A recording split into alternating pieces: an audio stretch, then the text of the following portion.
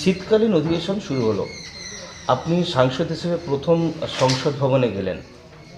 কি অভিজ্ঞতা আপনার? দেখুন, অভিজ্ঞতা তো বিশাল বড় একটা অভিজ্ঞতা। কারণ ভারতবর্ষের সর্বোচ্চ আইনের স্থান হচ্ছে সংসদ ভবন। তো আরামবাগ লোকসভাবাসী আমাকে যেভাবে আশীর্বাদের সংসদ ভবনে পাঠিয়েছেন, তো আমি আরামবাগের বিভিন্ন কথা, তার কারণ আমি তো খুব নিচ থেকে, যেহেতু আমি একদম একবারে গ্রামের মেয়ে, তো সে থেকে আমি নিজের চোখে যা দেখছি, যেটা দেখেছি, মানুষের দুঃখ যন্ত্রণা বা বন্যা বলুন বা নিত্য প্রয়োজনীয় দাম বলুন কিংবা আইসিডিএস সংক্রান্ত, যে আমি নিজে একজন আইসিডিএস কর্মী হিসাবে যেভাবে দিনের পর দিন জিনিসের দাম বাড়ছে, তাদের যে আইসিডিএসের দিদিমণি বা হেল্পার বা ওয়ার্কারদের চালাতে গিয়ে তার প্রতিনিয়ত কি সমস্যা শেষ করতে হচ্ছে, সেগুলো খুব কাছ থেকে দেখেছি বলেই সেটা একটু সাবলীলভাবে ওখানে বলার চেষ্টা করছি, যেটা সমগ্র বর্ষব্যাপী মানুষের কানে গিয়ে যেটা পৌঁছায় এবং আরামবাগ মানুষের কাছে তো আগে পৌঁছাবে। তার কারণ তাদের যন্ত্রণার কথা যদি তুলে ধরতে পারে, এটা তো বিরাট ভালো বিষয়। আর ভালো লাগছে, একটা অভিজ্ঞতা আলাদা, সংসদ ভবনের অভিজ্ঞতা আলাদা। 543 জন মেম্বার, খুব বড় মাপের মানুষ, যাদেরকে আমি অনেক সময় টিভির পর্দায় দেখেছি, আবার যাদেরকে আমি খেলার মাঠে দেখেছি, সেই ইউসুফ পাঠান ভাইকের কথা যদি বলি, প্রসূন বন্দ্যোপাধ্যায়ের কথা বলি, যাদেরকে টিভির পর্দায় খেলাধুলা দেখেছি, বা যারা রয়েছে একেবারে অভিনেতা অভিনেত্রী রয়েছে, তাদের হয়তো অভিনয় আমরা দেখেছি একটা সময়, তো তাদের পাশে যখন তাদেরকে খুব সামনে থেকে দেখতে পাচ্ছি, সেটা খুব ভালোই লাগছে যে বন্ধু আইসিডিএস কর্মী বা এবং আরামবাগের কিছু বন্যা এলাকার জন্য আপনি কথাটা তুললেন সংসদ ভবনে। আর কি বিষয়ে কথা বলছিলেন, যেটা আপনার এই সংসদ টেরিটরির মধ্যে পড়ছে? দেখুন, আমরা তো যেহেতু একটা আরামবাগ লোকসভাটা পুরোটাই 7টা বিধানসভা জুড়েই কিন্তু একটা বন্যা কবলিত এলাকা। তো আমরা তো চাইবো, শুধু এই আওয়াজটা শুধু কিন্তু আমার আওয়াজ নয়, আমার মনে হয় সাংসদ হিসাবে আপামর জনসাধারণের আওয়াজ, আরামবাগবাসীর আওয়াজ, যে বন্যা আসলে মানুষের যে দুর্গতি ভোগ করতে হয়, যে দুর্দশা হয়, যে অবস্থা হয়, সেটা সকলেই কম বেশি করে আমরা সবাই দেখেছি।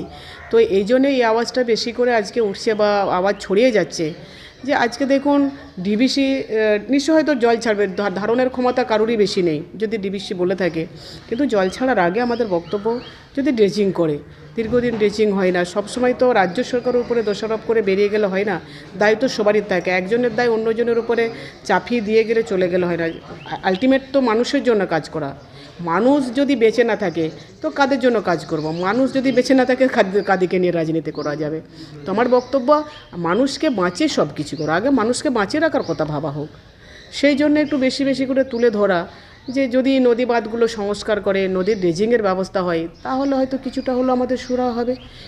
এই বিষয় যেমন তুলে ধরা হয়েছে, তার সাথে সাথে সারের কথাও আমরা বলার চেষ্টা করেছি। আমি না হলে অন্যান্য সাংসদরা বলেছে যে যেভাবে সারের দাম বৃদ্ধি পাচ্ছে, একদিকে বন্যায় কবলিত মানুষ অস্থির হয়ে যাচ্ছে, সেখান থেকে তারা সেই জায়গাটা থেকে একটু সেই ক্রাইসিসটা কাটিয়ে এসে যদি যায়, যেটুকু জমি আছে চাষবাস করার জন্য যখন ভাবছে, তখনও দেখতে পাচ্ছে যে সারের দাম, রাসায়নিক সারের দাম এমনভাবে বৃদ্ধি পেতে চলেছে।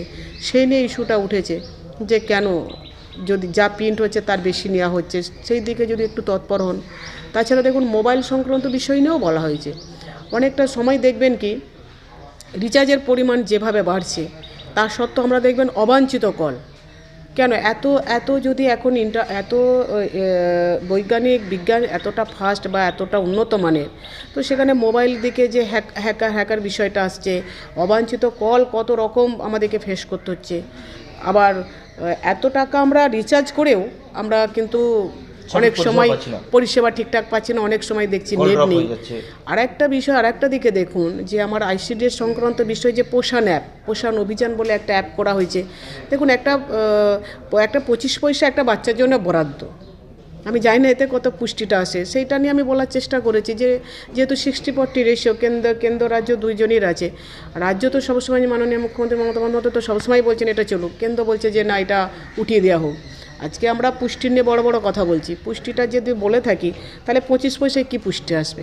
3 টাকার মধ্যে কি ডিম পাওয়া যাবে? হাফ ডিম খাইয়ে কি পুষ্টি পাওয়া যাবে? অথচ সেই বিষয়টা দিকে না দেখে কি প্রতিনিয়ত দেখছে পোষণ অ্যাপ, পোষণ অভিযান বলে একটা অ্যাপ তৈরি করেছে, তার ভার্সান প্রতিনিয়ত চেঞ্জ করা হচ্ছে। আজকে বলুন সবার হাতে কিন্তু বড় মোবাইল নেই, অ্যান্ড্রয়েড সেটটা না থাকলে কিন্তু ওই অ্যাপসে কাজ করতে পারবে না। আবার যারা একেবারে খুব গ্রামের দিকে আছে, সেখানে কিন্তু নেট খুব পাওয়া যায় না, নেট খুব স্লো, তাহলে তার কাজটা কিন্তু খুব ডিলে হচ্ছে, করতে পারছে না। সেদিন সে দিদিমণির যে কী সমস্যা, তার বেতনও কাটা হয়ে যেতে পারে, এরকম পরিস্থিতিতে অ্যাপস অভিযানের মধ্যে আছে। তো তাহলে এই যে আগে তুমি স্ট্রাকচারটা দেখো, স্ট্রাকচারটা ঠিকমতো ইনফ্রাস্ট্রাকচার যদি আমার না থাকে, সেটা যদি আগে কিছু করে দেওয়া হয়, ঘাড়ে চাপিয়ে দেওয়া হয়, সেই বিষয়গুলো একটা কেমন লাগে না? তো এই সার্বিক বিষয়গুলো একটা তুলে ধরার চেষ্টা করা হচ্ছে।